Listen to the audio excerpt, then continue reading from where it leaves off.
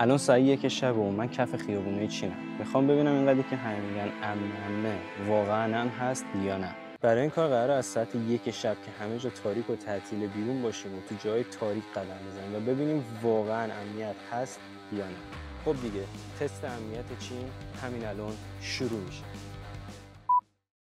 اینجایی که اومدیم یه محله تقریبا پایین شهری و خیلی هم تاریکه اونجوری که میبینید و طوریه که قبلا اینجا شنیده شده اتفاقاتی هم مثل اینکه افتاده و مزاحم دانشجو شده بودن، ولی خب همه راجع به امنیت چین میگن و ما اومدیم واقعا توی محله‌های پایین شهری و اینا یه چرخی بزنیم ببینیم که چجوریه، بلای سرمون میاد یا نه. ولی خب همونجوری که من داشتم نگاه میکردم توی شاخصهای جهانی چین رتبه 78 یا ریتینگ 78 از 100 داره. مثلا این برای لندن 46ه. واسه همین فکر کنم تا حدودی امنه. من که احساس امنیت میکنم.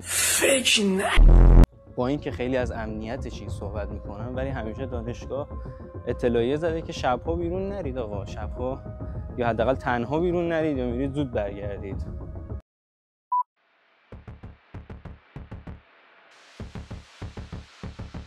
حاجی البته خیلی نگاه به این سابوی و مکدونالد و اینا نکنه، همشون بستن. قدیما مکدونالد وا بود ولی الان دیگه غذا میگه نداریم و خدمات نمیده.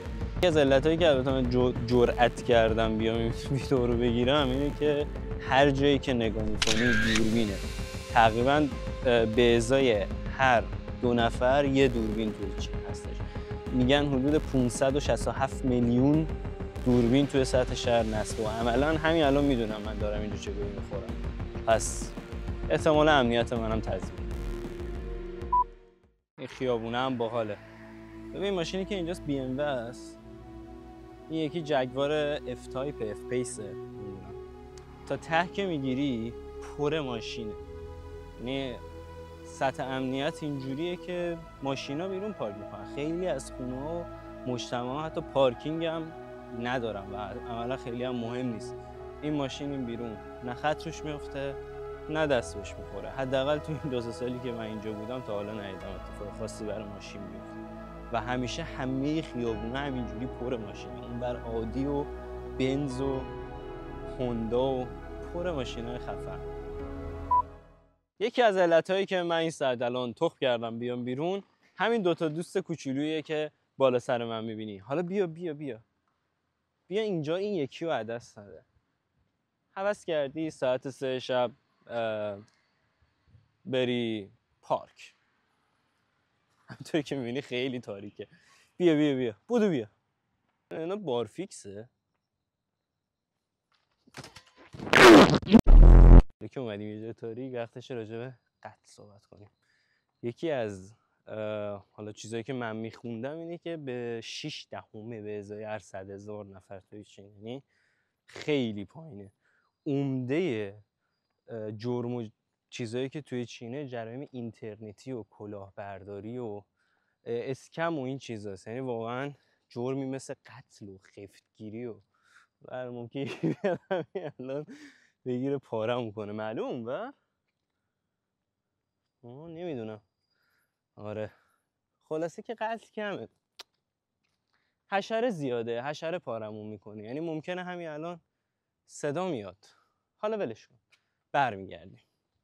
نشوخی کردم میریم. آره ولی خطری که هست اینه که شبا چون خب خیلی مشروب میخورن، آبجو میخورن، مشروب میخورن و اینا، خطری که توی شب ممکنه تهدیدتون بکنه بیشتر میشه که مثلا آدمای مستن، چون خب خیلی مشروب میخورن، آبجو میخورن، مشروب میخورن و ولی خیلی پایینه. ممکنه آدم مستی بهتون گیر بده، بخواد باهاتون دم به دم بذاره. این صحبتا دیگه راتو بکش برو دیگه، اصلا دلیلی نداره این وقت شب تو خیابون باشی. ولی حالا اگرم بودی برو راتو بکش برو. ولی پارک به این خلوتی تا وسطش هم رفتم، سر صدا می اومد ولی حالا امنه.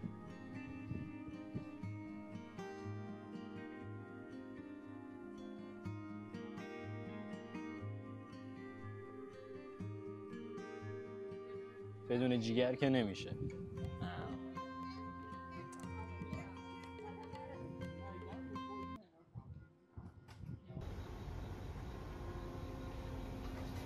امنه. خب رسیدیم به ساعت 5 صبح. امیدوارم که تونسته باشم امنیت چین رو با یه چالش یه جورایی بهتون نشون بدم. تو هر ساعتی از شبانه روز بخوای بیای بیرون کاملا امنه. علتش هم واضحه، کلی دوربین گشت شبونه است و همینا باعث شده که چین یکی از امن‌ترین کشورهای دنیا باشه. میگم برای خود بچه‌های چین وقتی مثلا من این ویدیو رو شاید ببینم براشون متعجب بشه که امنه دیگه، واقعا هم امنه.